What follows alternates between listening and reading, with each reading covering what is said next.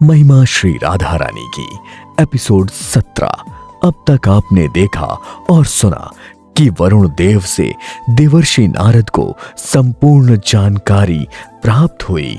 देवर्षि नारद भी चिंतित हो उठे और उनके मुख से एक ही वाक्य निकला, अब क्या होगा।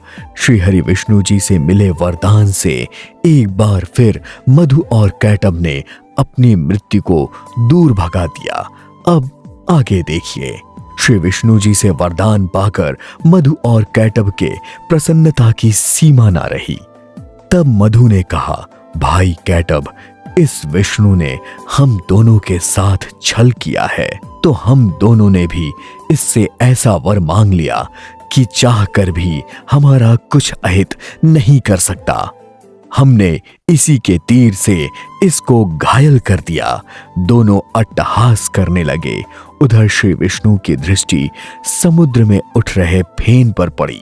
जैसे दही को मथने पर फेन निकलता है, वैसे ही फेन देखकर उनके मुख पर मुस्कान आ गई। उन्होंने अपने माया से उस फेन को कठोर बना दिया। ज्यों ही मधु और कैटब का अट्टहास रुका, उन्हें श्री विष्णु के स्वर सुनाई दिए। श्री विष्णु जी ने कहा, हे महाबली असुर, तुम्हारी मृत्यु का समय निकट आ चुका है। यह सुनते ही दोनों असुरों के अट्टहास रुक गए। दोनों आश्चर्य से श्री विष्णु की ओर देखने लगे।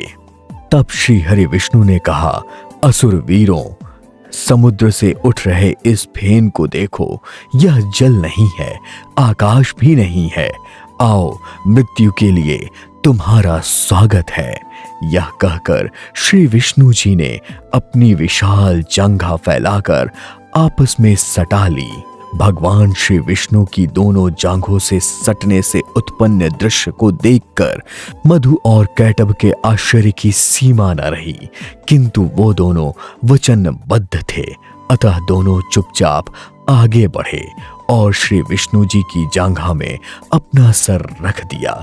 तब विष्णु जी बोले, असुर श्रेष्ठ, तुम दोनों भाई अपने वचन की सत्यता पर पूर्ण रूप से खरे उतरे। तुम दोनों धन्यवाद के पात्र हो। यह कहकर श्री विष्णु ने अपना दाहिना हाथ ऊपर उठाया और क्षण मात्र में सुदर्शन चक्र उपस्थित हुआ।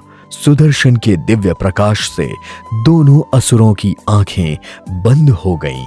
आकाश में खड़े सभी देवता गण और देवर्षि नारद टकटकी बांधे देख रहे थे। तभी श्री विष्णु जी ने सुदर्शन को आदेश दिया।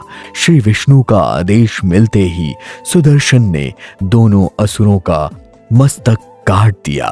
सभी देवता श्री हरि विष्णु पर विचारों में ब्रह्मा जी के मस्तिष्क में मधु और कैटब के वध का दृश्य चल रहा था। तभी देवताओं सहित ब्रह्मा जी के सम्मुख खड़े देवर्षि नारद ने नारायण नारायण का उच्चारण किया। नारद जी का स्वर सुनकर आंखें बंद किए हुए विचारों में डूबे हुए ब्रह्मा जी की तंद्रा भंग हो गई। चौंक कर ब्रह्मा जी ने आंख खोल दी। नारद जी बोले, किन विचारों में खोए हुए हैं पिताश्री? कहीं आपके मानस पटल में प्रलय काल का दृश्य तो नहीं उपस्थित हो गया था? ब्रह्मा जी ने देवर्षि नारद के प्रश्न का उत्तर देते हुए कहा, हाँ पुत्र, प्रलय काल का ही दृश्य उपस्थित हुआ था, परंतु क्यों, यह मैं स्वयं भी नहीं जान पाया। ब्रह्मा जी के मानस पटल पर प्रलय काल का दृश्य क्यों उपस्थित हुआ, जबकि उनके सम्मुख देवी पृथ्वी अपनी रक्षा की गुहार लेकर आई थीं। देवी पृथ्वी की रक्षा हेतु ब्रह्मा जी ने क्या किया? देखिए अगले एपिसोड में धर्म सिनेमा YouTube चैनल पर। देखते रहिए महिमा श्री राधा रानी की सीरीज को देखने के लिए चैनल को अवश्य सब्सक्राइब करें। 1000 से भी अधिक एपिसोड्स